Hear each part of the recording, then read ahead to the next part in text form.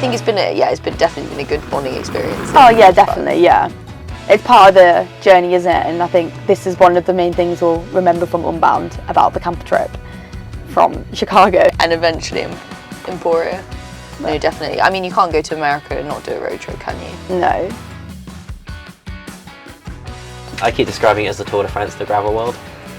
It's like everyone's very welcoming here. Everyone wants us to be here. It's pretty relaxed though. It's very relaxed. It is the biggest gravel race in the world, but it's very relaxed because we're surrounded here by people who are just finishing Unbound. Is a massive... Yeah, I mean, it'll be the longest ride I've ever done. Yeah, finishing will be an achievement in itself. We're kind of saying, on a good day, 10 hours, but with all the rain we've had over the last 2 hours, probably that's a little bit optimistic. I think so. Well, we'll find out. Well, Kansas gravel turns into mud. Like, it just turns into clay, it gets clogged around your forks or around your rear triangle. The wheels stop, and yeah, if it's going to be like that for 200 miles, it'll be interesting.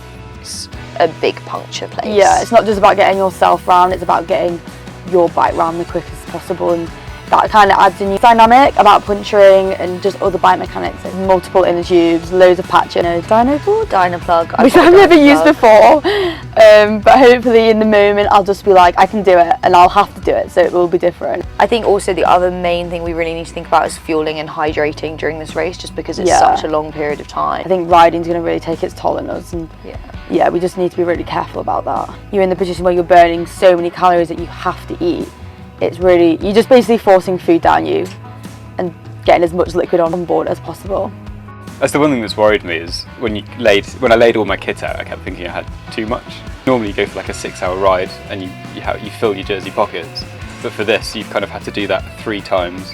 I've had spreadsheets, I've had paper, everything written down, like X amount of carbs per hour. I'm going for like 90 to 100, which is like, that's a lot of grams of carbohydrate.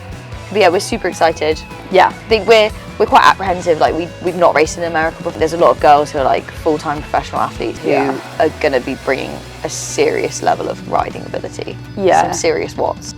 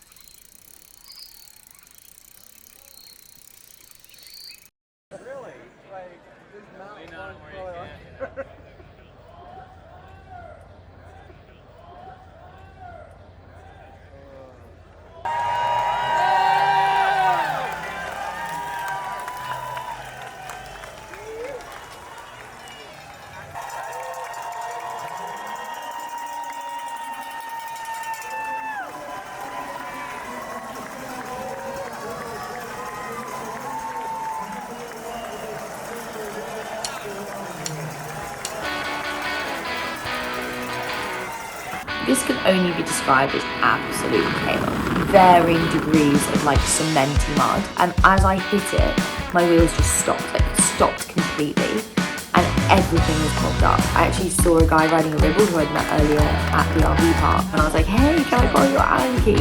And then the skies turned dark and scary, and there was lightning and thunder and rain. So brutal, and it's just inspired me further to push harder, train harder, really give it a good go next year.